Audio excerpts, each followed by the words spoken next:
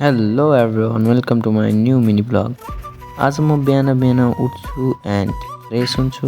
Fresh भइसकेपछि म ready हुन्छु कलेजको लागि एन्ड त्यसपछि म पकाउँछु चिया पकाएर म चिया पिउँछु एन्ड चिया पिइसकेपछि म चाहिँ आज बाहिर धेरै चिसो थियो सो त्यही भएर मास्क र पन्जा लगाएर निस्किन्छु कलेजको लागि।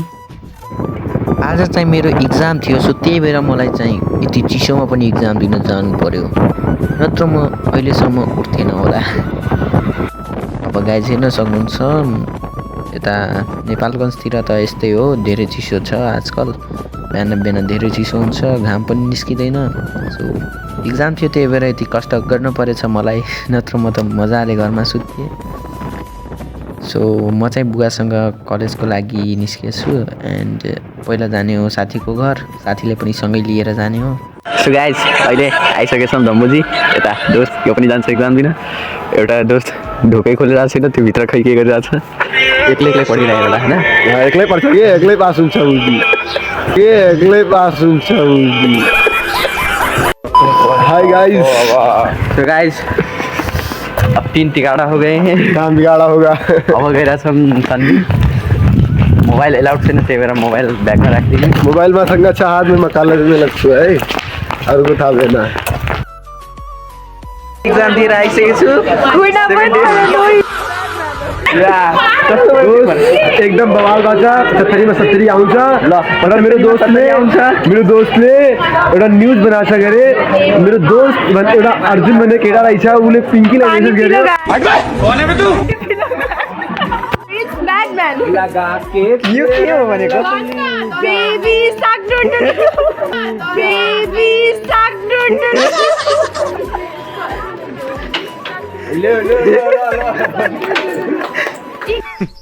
Women. Batman. देख लो गाइस, इंस्टाग्राम देख देख के बोराई गई है। पागल हुई आदत चले। Screen time. पेपर कस्तो भयो? 4 मार्क्सको लेखेको छु, अरू थाहा भएन। बन्सी 5 पावर क्रोम पेपर कस्तो भयो? भाइरल ला भइ यो सब इक्जामहरू गरेर कति 40 मार्क्स आउँछ।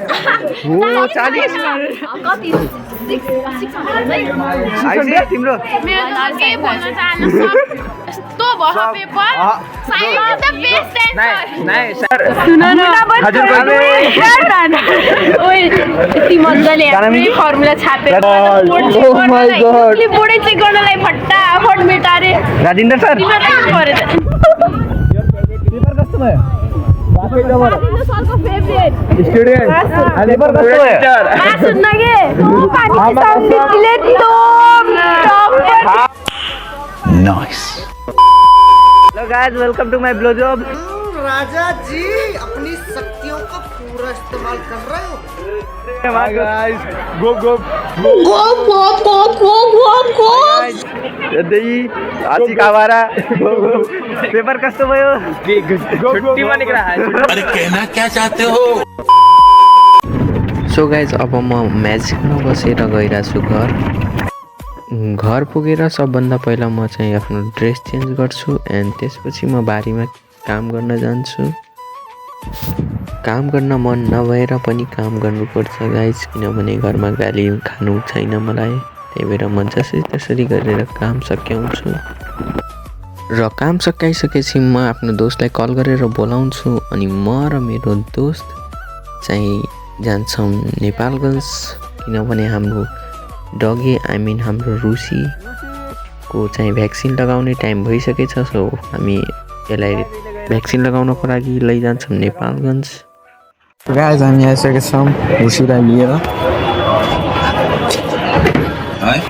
सो अब रुसीलाई लाग्छ ऱ्याबिसको भ्याक्सिन एन्ड भ्याक्सिन लगाइसकेपछि गाइस भ्याक्सिन लगाएपछि हेर्नुहोस् कस्तो देखिरहेको छ। ए यस्तो लजिया खिरा जब जाने भयो।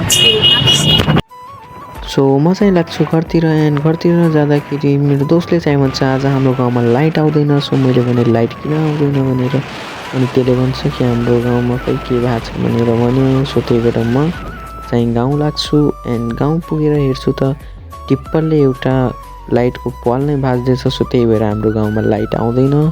सो फेरि भेटौँला नयाँ ब्लगमा। यो ब्लगलाई म यहीँ गर्छु इन्ड। By by.